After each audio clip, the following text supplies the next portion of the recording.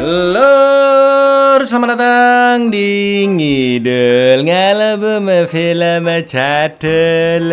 Ya apa kabar lur, sehat-sehat kabeh keluarga setanah air kabeh yo. Yang lagi makan sambil nonton album film, selamat menikmati makanan kalian dengan hikmat ya lur ya. Balik mana ambil aku Icang Wok dengan quotes hari ini. Ibarat buku lur, kamu itu punya banyak cerita tapi jarang yang mau baca. Sesuai requestan dari kalian, kali ini kita akan mengidul film bergenre action drama yaitu Drive tahun 2011. Mengisahkan seorang supir stuntman untuk film-film Hollywood, namun ternyata dia juga bekerja sebagai supir bayaran khusus perampok. Sampai akhirnya supir tersebut mulai jatuh hati dengan tetangganya, dan masalah pun semakin pelik ketika dia membantu perampokan di sebuah kantor pegadaian. Apakah yang sebenarnya terjadi? Langsung aja kita ke requestan pertanyaan semelehe dari dulurku Zeus Living ya Cak. Kenapa kalau ngupil itu pakai kelingking?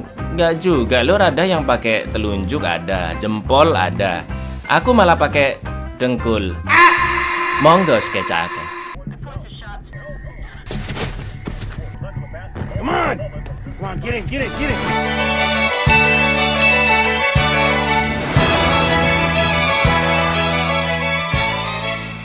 Karena sampai akhir nama karakternya nggak dijelasin lur, jadi kita sebut saja sesuai nama aktornya yaitu Ryan Gosling ya. Seorang supir stuntman film-film Hollywood, montir, namun pekerjaan utamanya adalah supir bayaran untuk para perampok di Los Angeles, Amerika. Ryan memiliki peraturan yang dia tentukan sendiri, yaitu datang sesuai jam di titik lokasi yang diberikan kliennya dan menunggu selama 5 menit saja sambil mengamati pergerakan polisi dari radio kepolisian. Ryan tidak akan ikut campur dalam proses perampokan, dan jika kliennya tidak datang lebih dari 5 menit, maka Ryan akan pergi dari lokasi apapun alasannya. Selain itu, untuk tetap menjaga identitasnya tetap aman, Ryan hanya menggunakan nomor HP sekali pakai selama berurusan dengan kliennya. Juga memakai mobil pinjaman dari orang yang mempekerjakan Ryan, yaitu Shannon. Dan inilah nyetir. Give me a time and a place. Anything happens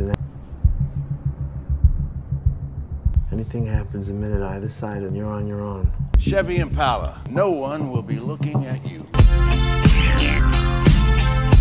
Malam itu Ryan memakai mobil yang paling banyak digunakan se-Los Angeles di tahun 2011, yaitu Chevy Impala warna silver. Agar lebih mudah kabur dari kejaran polisi, Shannon telah mengupgrade mesin mobil tersebut dari 200 tenaga kuda menjadi 300 tenaga bekicot. Enggak dong, kuda dong blok. Setelah parkir di lokasi perampokan sesuai waktu yang disepakati oleh 2 orang kliennya, Ryan pun memasang jam tangan di setir mobil sambil mendengarkan radio komunikasi polisi. Sementara aksi perampokan sudah dimulai, dan beberapa saat kemudian hanya satu saja yang kembali dengan membawa 1 tas penuh uang dan langsung masuk ke dalam mobil. Mereka berdua mulai terlihat cemas karena 1 orang lagi belum muncul juga. Sedangkan di radio, polisi sudah mendapatkan laporan tentang perampokan tersebut dan akan segera OTW ke lokasi. Lalu, yang terjadi?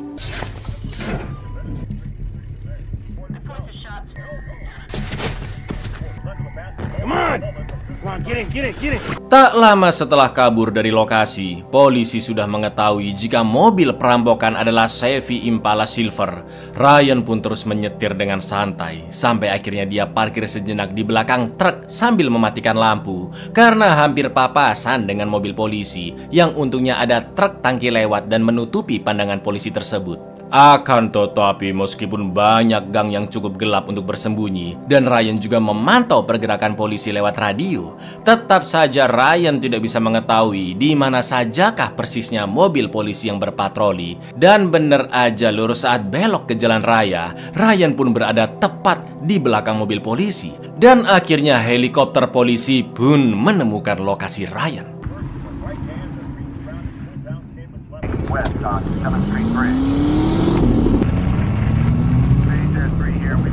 Untungnya Ryan bisa bersembunyi di bawah jembatan dan lolos dari sorotan lampu helikopter. Namun saat kembali berjalan, dilalah dia hadap-hadapan dengan mobil polisi yang langsung melaporkan ke kantor pusat.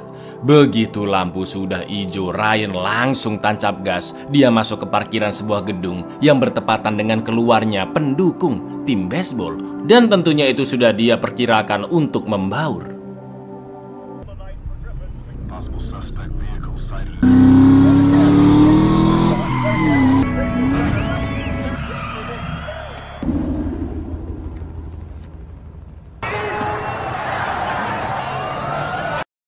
Setelah misi berhasil, Ryan pun pindah ke gedung apartemen lain di Los Angeles, tepatnya di kamar 405, dan sesekali dia papasan dengan tetangganya yang aduhai bernama Irene dari kamar 408. Esok harinya Ryan pun syuting jadi supir stuntman dan melakukan adegan mobil berguling dengan topeng wajah palsunya. Lalu ketika pulang, Ryan mampir belanja ke Alfamidi di cabang LA dan tanpa sengaja bertemu Irene serta anaknya Benicio. Karena mobil Irene sedang mogok, Ryan pun mengajak mereka nebeng sampai ke apartemen, toh juga tetanggaan ya kan. Setelah bantu-bantu bawa belanjaan, Ryan pun ngobrol-ngobrol sebentar dengan Mbak Irene yang ternyata suaminya bernama Standard. Adalah seorang napi yang masih berada di penjara namun akan bebas dalam waktu dekat. Ryan juga menceritakan tentang kerjaannya sebagai supir stuntman dan juga montir di sebuah bengkel. What do you do? I drive, like for movies. That's Benicio's father. Where is he? He's in prison. Say I work at a garage. Where? Reseda Boulevard. Selain buka bengkel, Shannon juga menyuplai mobil-mobil untuk keperluan adegan action-action di film. Namun Shannon butuh keuntungan yang lebih besar karena mobil buatannya cepat rusak dan harus keluar uang lagi untuk membuat mobil yang baru. Maka dari itu Shannon menemui mafia kenalannya yaitu Bernie Rus dan partnernya Nino di restoran pizza untuk membeli sebuah mobil balap dan nantinya akan dikendarai oleh Ryan. Yang menurut Shannon keuntungan ikut balapan akan jauh lebih besar daripada jadi pemasok mobil stuntman. Akan tetapi karena Shannon tidak ada pengalaman menjadi tim balap profesional, Bernie pun ragu-ragu dengan rencana tersebut. Lalu Shannon berusaha meyakinkan dengan menceritakan tentang Ryan yang menurutnya adalah seorang pengemudi istimewa dan memiliki skill di atas rata-rata pembalap pada umumnya. Yang mana akhirnya Bernie pun setuju mensponsori Shannon setelah menyaksikan sendiri kemampuan Ryan menggeber mobil di sirkuit. Race teams don't. I got the driver. Kid is special. I'll give you 300 for 70%. Done. Good driving out there. Thanks. Esok harinya Irene membawa mobilnya ke bengkel Shannon dan Ryan kebetulan sedang bekerja di sana. Ketika sedang mengecek kondisi mobil Irene, Shannon pun ngobrol ngalor ngidul dengan Irene dan menceritakan tentang Ryan yang datang ke bengkelnya kira-kira 6 tahun lalu untuk meminta pekerjaan. Shannon mengatakan jika Ryan adalah pria yang baik, tidak pernah mengeluh, memiliki skill mengemudi hebat, dan mengerti banyak pengetahuan tentang otomotif. Tapi brengkesnya tingkah Shannon ini kayak Mr. Krab ke SpongeBob lur, karena Ryan orangnya tidak suka protes dan hasil kerjanya selalu bagus. Shannon pun membayar Ryan di bawah standar. Karena mobil Irene tidak bisa selesai hari itu dan harus menginap, Shannon menyuruh Ryan untuk mengantar Irene pulang bersama anaknya Benicio. Namun alih-alih langsung ke apartemen, Ryan pun mengajak mereka jalan-jalan dulu. Awas, hati-hati suaminya mau bebas loh bang itu bang Rian.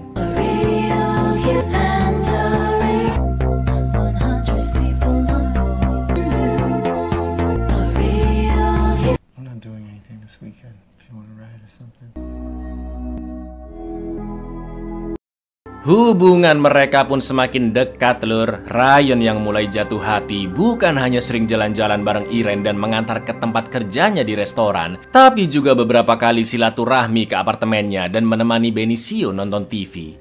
Lalu ketika sedang bekerja di bengkel, Ryan sempat ngobrol dengan Bernie yang mengatakan jika dia dulunya adalah seorang produser film di tahun 80-an dan Shannon bekerja dengannya sebagai supir stuntman. Sampai akhirnya Shannon ada proyek dengan Nino, tapi karena tidak setuju dengan harga yang diberikan Shannon, anak buah Nino pun melabrak Shannon dan mematahkan pinggangnya yang membuat Shannon pincang sampai sekarang.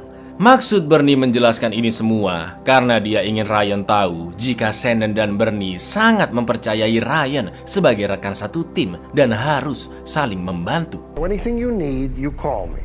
We're a team now. The reason I'm telling you is that he has a lot invested, and so do I. Standard pun akhirnya bebas dari penjara dan dia mengadakan pesta sederhana di rumahnya yang dihadiri oleh teman-teman juga saudaranya.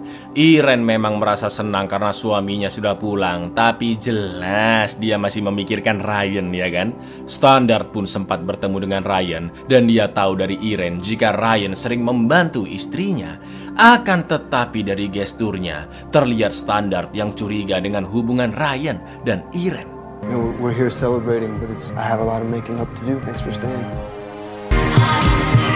Tell me a lot about you. Coming around, helping out a lot? Yeah, helping out? I can take that. No, I got it. Yeah. Let mommy talk to her friend. Malam harinya sepulang kerja, di parkiran apartemen, Ryan berpapasan oleh dua pria. Salah satunya bernama Cook dengan tangan kanan berlumuran darah, sedangkan temannya memegang tongkat besi. Ternyata dua orang itu adalah gangster yang baru saja mengeroyok Standard hingga terluka parah, dan kejadian itu disaksikan oleh Benicio. Ryan pun bertanya apa yang sebenarnya terjadi, dan Standard menjelaskan jika dia dipaksa merampok kantor pegadaian untuk mengembalikan uang yang dulu Standard pinjam dari Cook agar dia tetap aman di penjara. Namun bunganya terus membengkak lur, dari yang awalnya $2.000 menjadi $20.000 atau 300 jutaan, dan itu akan terus membengkak. Bukan hanya nyawa Standard yang terancam, tapi mereka juga akan melukai Benicio dan Irene. Setelah itu Ryan pun meminta seonggok peluru yang diberikan oleh Cook dan temannya tadi kepada Benicio. Okay? It's a secret between the four. Want me to rob a pawn shop in the valley? Money from when I was inside. They said they're gonna come after Benicio and Irene next. One of those men gave you that? Let me keep that for you. Okay. Karena tidak ada pilihan lagi, Standard pun akan menjalankan perampokan sesuai rencana Cook dan akan ditemani oleh partnernya yaitu Blanche. Sedangkan Ryan akan membantu menjadi supirnya dan tidak meminta bayaran sepeser pun ke Standard. Dia juga menjelaskan soal aturan 5 menitnya dan tidak akan menunggu lebih dari itu. Cook yang memang sengak pun sempat mengolok-olok Ryan, namun dia tidak terintimidasi dan hanya mengatakan bahwa setelah perampokan selesai dan hutang Standard lunas, Cook harus benar-benar menjauh dari Standard dan keluarganya. Anything happens in that fight, anything admitted either side of that, and you're on his debt's paid. You never go near his family again. Still interested? Good. Anything else? Karena bersedia untuk membantu, Standard pun mempersilahkan Ryan makan bersama di rumahnya. Standard menceritakan tentang masa lalunya saat pertama kali bertemu dengan Irene yang waktu itu masih berusia 17 tahun. Di lain sisi, Standard dan Ryan tidak memberitahu Irene jika Standard ada urusan hutang dengan gangster dan harus dilunasi dengan cara merampok. They got beat up. Why? Drunk kids. 17-year-old girl. Hello, miss. Here with my family and my new friend. Toast to the future. Hari perampokan pun tiba. Setelah mencolong mobil sport di pinggir jalan, Ryan pun menjemput Standard dan mengantarkannya ke TKP, yaitu kantor pegadaian, di mana Blanche sudah menunggu di sana dan akan masuk bersama Standard. Sementara Ryan menunggu di mobil selama 5 menit seperti biasanya. Tak lama kemudian datanglah mobil lain yang sepertinya memperhatikan aksi tersebut. Beberapa saat setelahnya, Blanche pun muncul membawa tas penuh uang rampokan dan langsung masuk ke dalam mobil. Mereka berdua menunggu Standard dan untungnya sebelum 5 menit Standard sudah keluar dari gedung tersebut. Tapi tiba-tiba, See you in 5 minutes. See you in 4.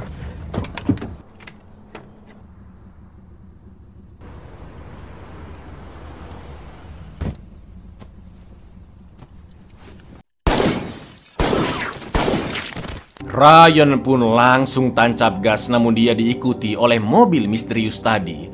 Kejar-kejaran penuh adrenalin pun terjadi lur, dan Blanche terlihat sangat ketakutan. Sampai akhirnya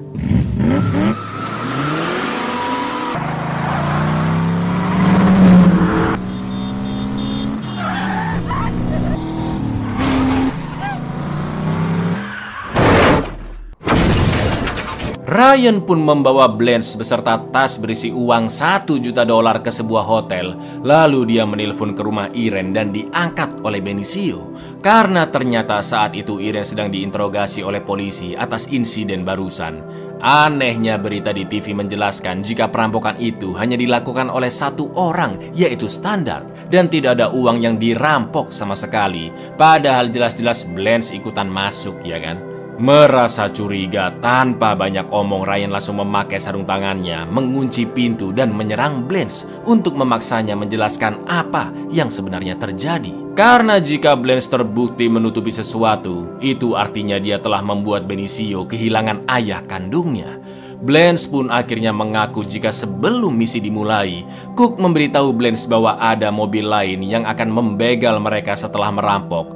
Ternyata mobil misterius itu adalah orang-orang suruhannya Cook untuk mengejar Ryan and the gang setelah perampokan selesai dan berencana merampas tas uang tersebut. Mendengar itu, Ryan pun memaksa Blanche untuk membawanya bertemu Cook saat itu juga, yang nama aslinya adalah Chris. Take the money. You get in the car. Say anything. Out of your mouth is the truth. I'll hurt you.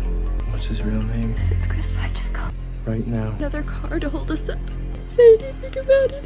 You just got a little boy's father. You almost got us killed. Lalu ketika Blanche pergi ke kamar mandi, tiba-tiba ada seseorang yang berusaha masuk ke kamar dan juga ada yang menodongkan shotgunnya ke arah Blanche. Lalu, yang terjadi, Lur?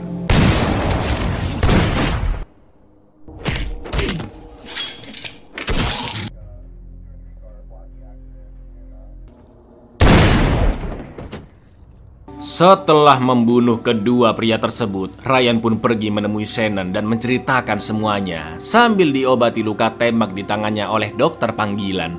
Shannon pun akan menanyakan soal Cook ke Bernie yang mungkin mengenalnya, dan terlihat Shannon yang tertarik dengan uang-uang tersebut untuk membesarkan bisnisnya. Di lain sisi, Shannon menganggap Ryan stres karena dia nekat merampok untuk membayar hutang suami dari seorang wanita yang dia sukai. Selanjutnya Ryan pun mulai mencari Cook sampai ke sebuah klub penuh mbak-mbak malam. Gak pakai lama begitu melihat Cook, Ryan langsung menghantam tangan kirinya dengan palu dan mengancam akan memaku endasnya jika tidak memberitahu siapakah pemilik uang rampokan itu. Di tengah ketakutannya, Cook pun akhirnya mengaku jika otak dari perampokan tersebut adalah Nino alias partnernya Bernie, Lur. Salah satu mbak-mbak di sana pun disuruh Cook untuk menelpon Nino, dan Ryan mengatakan jika dia ingin Nino segera mengambil tas uang miliknya. Akan tetapi karena sulit menahan amarah, Ryan tidak begitu banyak berbicara dan langsung menutup teleponnya. Sedangkan Nino tidak mengetahui jika orang yang bicara di telepon adalah Ryan, dan Nino pun memerintahkan bawahannya untuk mencari tahu siapakah pria yang tadi menelpon. Called him. Somebody call Nino! I'm gonna give you a time and you're gonna come and get it. Do you understand? You got something fucking belongs to me? Seems that way. Go check out who this fucking guy is. Dari sana Ryan pun pergi mengunjungi Irene dan mengajaknya keluar sebentar. Ryan pun akhirnya menjelaskan tentang standar yang terpaksa merampok demi membayar hutangnya. Karena jika tidak segera dilunasi, nyawa Benicio dan Irene bisa terancam. Standar pun meminta Ryan untuk membantunya, namun perampokan tersebut malah menjadi tragedi yang menyedihkan. Ryan juga menawarkan tas uang hasil rampok kepada Irene yang dapat digunakan untuk pergi menyelamatkan diri dengan Benicio, dan Ryan bisa menemani mereka. Mendengar itu semua, Irene pun langsung menampar Ryan karena dia sama sekali tidak menginginkan uang hasil rampokan yang sudah merenggut nyawa suaminya. Tak lama kemudian lift pun terbuka dan ternyata di dalamnya ada anak buah Nino yang pura-pura salah lantai. Ryan pun masuk ke lift bersama Irene dan dia melihat seonggok pistol yang disembunyikan oleh pria itu. Tiba-tiba Ryan mencium Irene seolah-olah itu adalah tanda perpisahan karena bisa jadi salah satu dari mereka mungkin akan tewas. Dan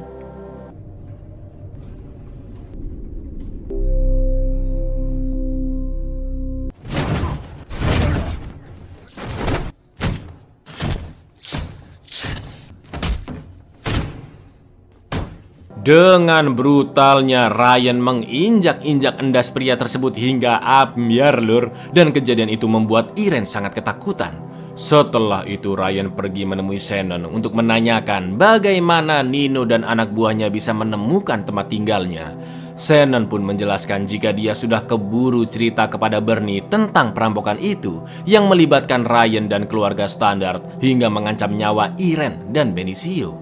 Sedangkan Ryan belum sempat memberitahu Shannon jika Cook adalah kaki tangannya Nino yang juga merupakan partner dari Bernie. Ryan pun akhirnya meminta Shannon untuk kabur menyelamatkan diri dari Los Angeles sebelum anak buah Nino dan Bernie datang membunuhnya.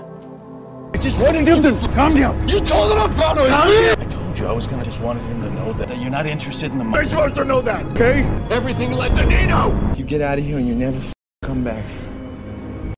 Scene pun beralih ke Bernie yang berdebat dengan Nino karena sekarang masalah semakin ruwet. Nino pun menjelaskan jika uang tersebut adalah milik musuhnya, yaitu seorang mafia dari Philadelphia yang menyimpan uang jutaan dolar di kantor gadai dan ingin membuka usaha ilegal di Los Angeles.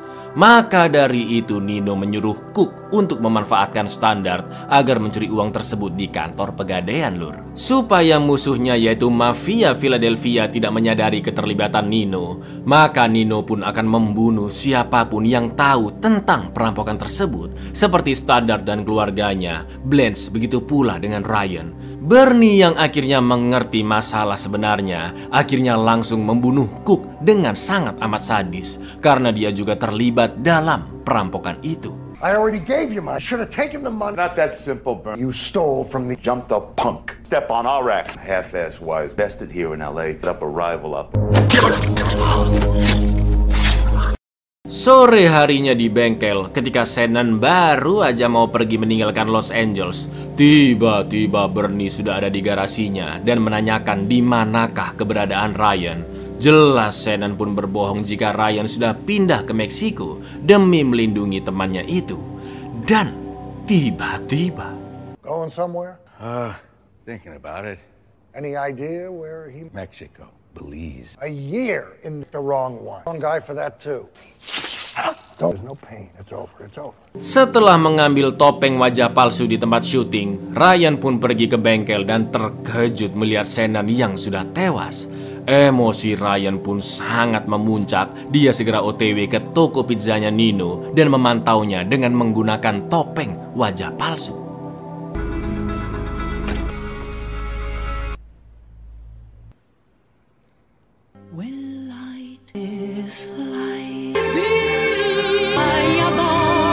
Begitu Nino keluar dari toko pizza dan pergi bersama ajudannya, diam-diam Ryan pun mengikutinya. Sampai akhirnya Ryan menemukan kesempatan yang tepat dan langsung menabrak mobil Nino.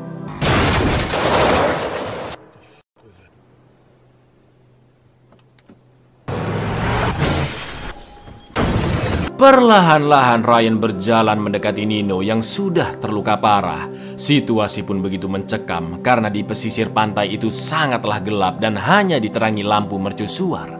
Nino yang begitu ketakutan melihat sosok bertopeng pun berlari ke arah laut hingga akhirnya Ryan langsung menenggelamkannya.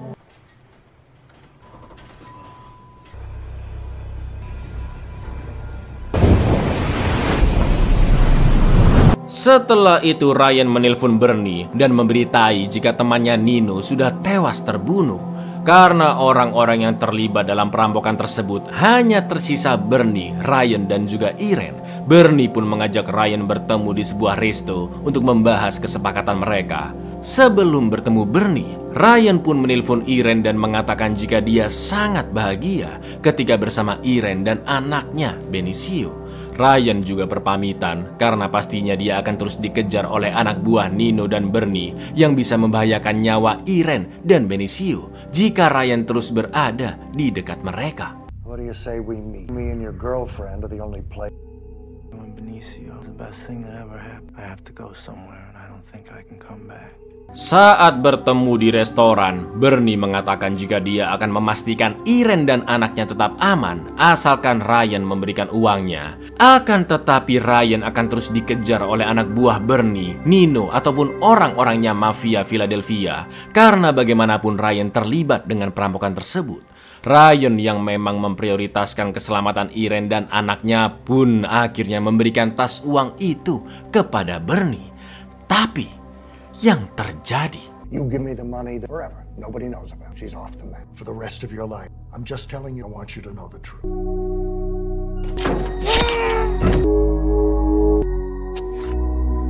Ryan pun ditusuk oleh Bernie, namun Ryan segera mencabut pisau tersebut dan menusukkannya ke leher Bernie hingga dia tewas. Alhamdulillahnya Ryan masih baik-baik saja meski perutnya tertusuk. Dia pun pergi menyetir mobilnya dan meninggalkan Bernie serta tas uangnya di parkiran begitu saja. Sementara Mbak Irene yang masih memikirkan Ryan mengetuk pintu kamar 405, namun sudah tidak ada siapapun di dalam sana. Setelah semua yang terjadi, Lur, Ryan memutuskan pergi meninggalkan Irene dan anaknya agar mereka tetap aman. Sedangkan Ryan akan melanjutkan hidupnya dalam kewaspadaan karena sewaktu-waktu anak buah Bernie maupun Nino, juga orang-orang mafia Philadelphia, bisa datang kapan saja untuk membunuhnya.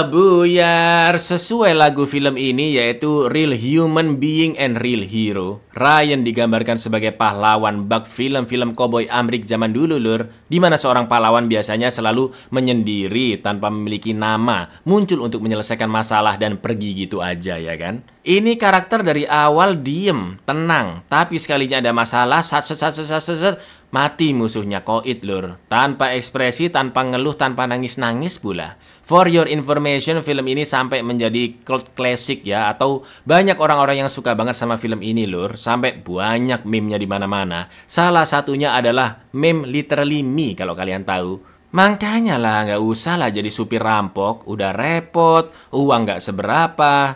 Mending juga jadi anak tukang